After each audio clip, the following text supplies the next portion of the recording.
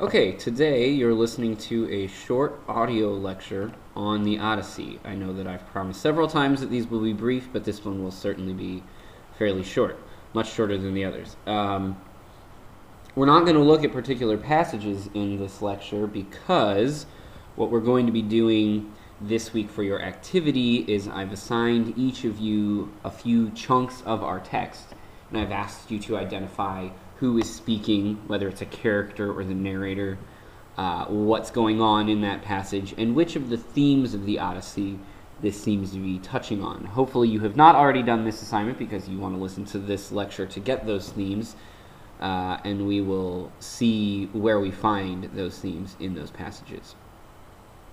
So we'll get to that second. The first thing I want to do is just talk about a couple of things related to the Odyssey, some notes, if you will. First of all, some context. The Odyssey is the second of Homer's epic works. You read a very truncated down and prosed up version of the Iliad last week. And the Odyssey is the poem of Homer's that we're going to actually see in Homeric form. These were written as poems. And so the Odyssey takes place 10 years after the Iliad. So if you remember from reading the introduction to the Iliad last time, the Iliad takes place in the 10th year of the Trojan War. 9 full years of war have already happened. It's a very small episode in the Iliad. Then 10 more years pass, and then we get the start of the Odyssey, which is the story of Odysseus and his journey home. So just a few things about the format of this work and its author. First of all, Homer. We don't know very much about Homer. We know he was writing somewhere around 800 BC. Most scholars agree that he was probably blind, and he was what would have been called a rhapsode. This information surely came up in the PowerPoint from last week. A traveling poet who made his money and his food by giving performances. So he would wander around and read this work. Now, some have argued that Homer is a conglomeration of people, that the original story has been changed over time, as any oral writing would. But we honestly just don't know very much about Homer, the writer himself. What we do know is some stuff about the way that the text is written. Originally, this work would have been written in dactylic hexameter, also known as heroic hexameter. What that means is each line was made up of 6 feet. So the prefix hexa means 6 in Greek. And a foot is a unit of syllables, a specific set of syllables. In heroic or dactylic hexameter, you have a long syllable followed by 2 short syllables for each foot. So long, short, short, long, short, short, or another way to think of it is as emphasis, non-emphasis, non-emphasis, or stressed, non-stressed, non-stressed. And that is how the text would have been written. Because of that, you'll notice, if you remember, I mentioned in the very first lecture on Hesiod and Apollodorus a thing called an epithet. You'll see throughout this text things called Homeric epithets. Rosy-fingered Dawn, swift-footed Achilles. The reason that these descriptions would have been used is to fill that heroic hexameter, to get the right rhyme scheme. So, Homer wanted to include this person's name in this line, but he needs something else. So he's going to include that description. Our text is broken into books, or you might normally think of these as chapters. And the reason for these breaks is these would have been determined by what fit on a scroll when the tale was finally written down.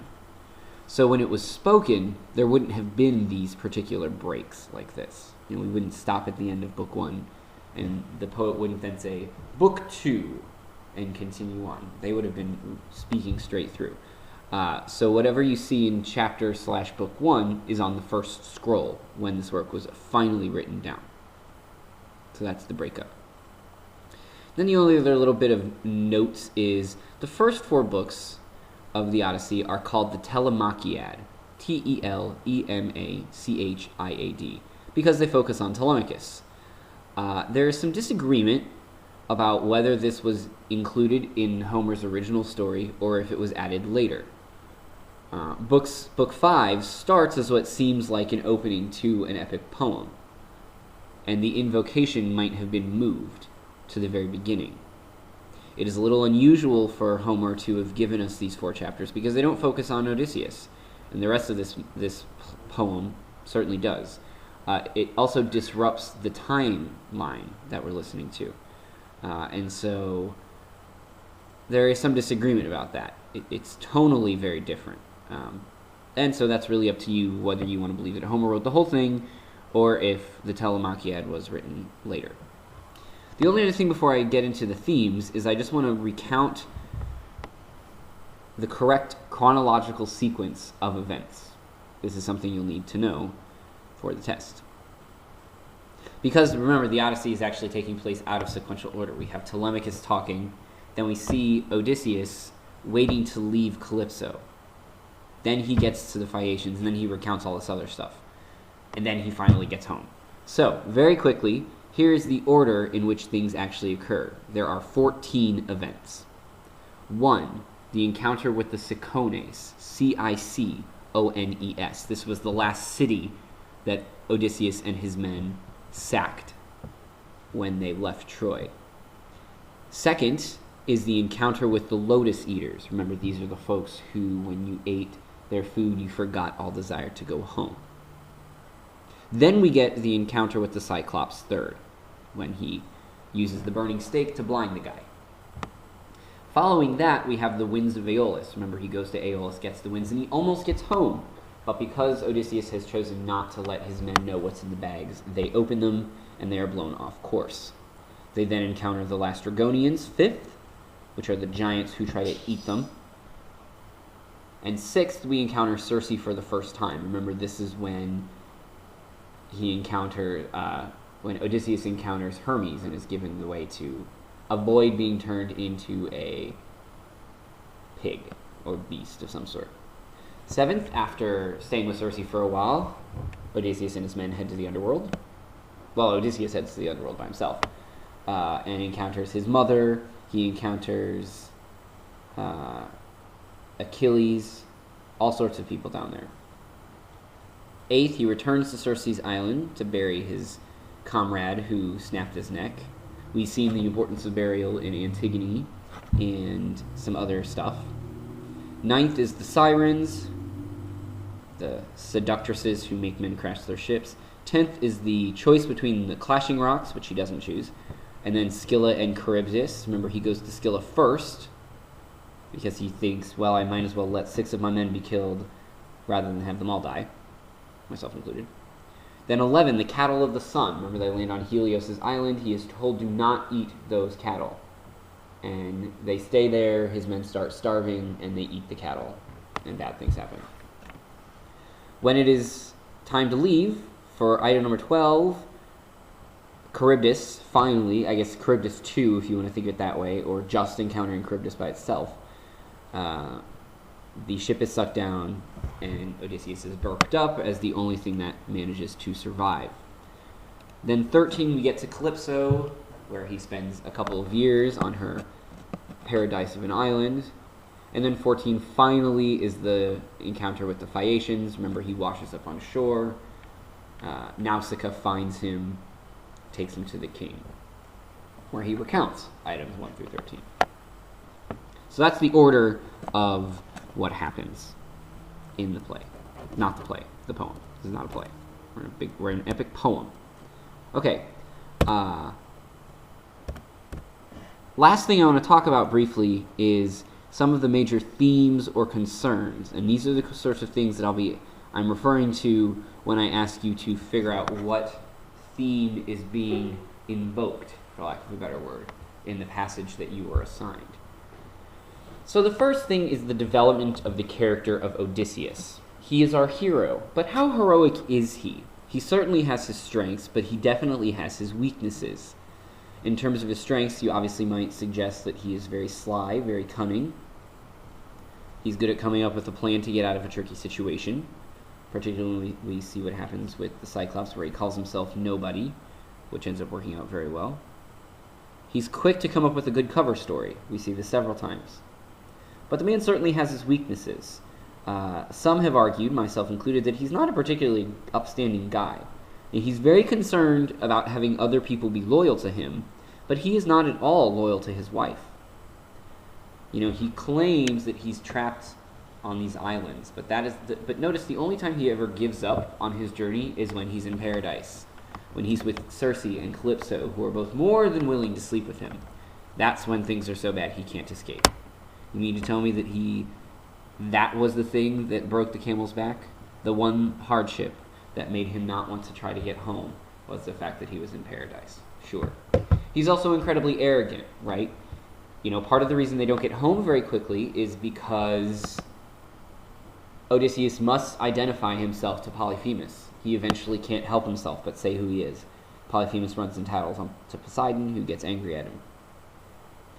Odysseus is also very selfish. He must hear what the siren's song is.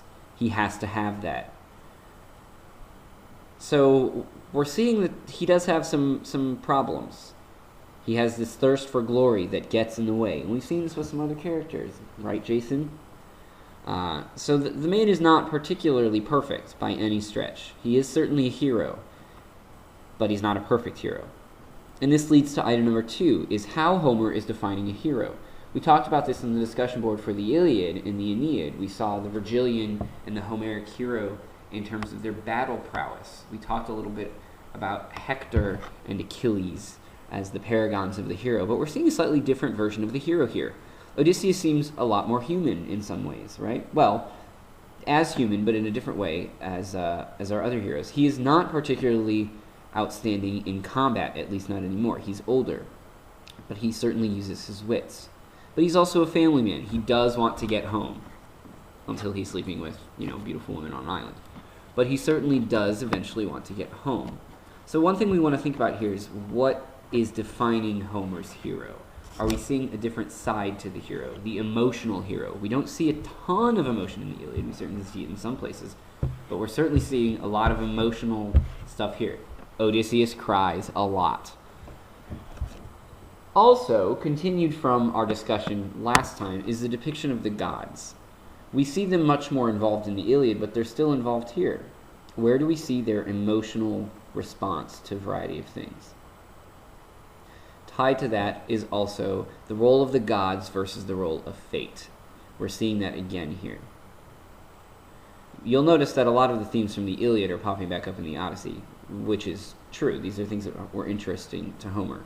So where do we see fate versus what the gods do here? Remember, in the Iliad, the gods couldn't outrun fate, even though Zeus wanted to save Sarpedon, and even though he wanted to save Troy, he couldn't.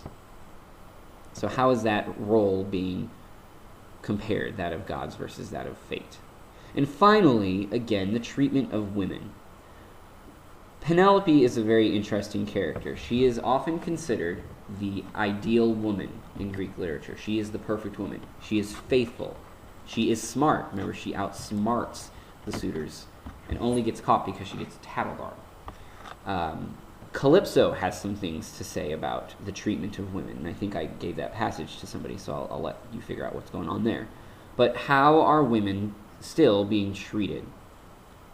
And this can create some interesting comparisons to the definition of a hero. Heroes in all of these myths are almost exclusively male.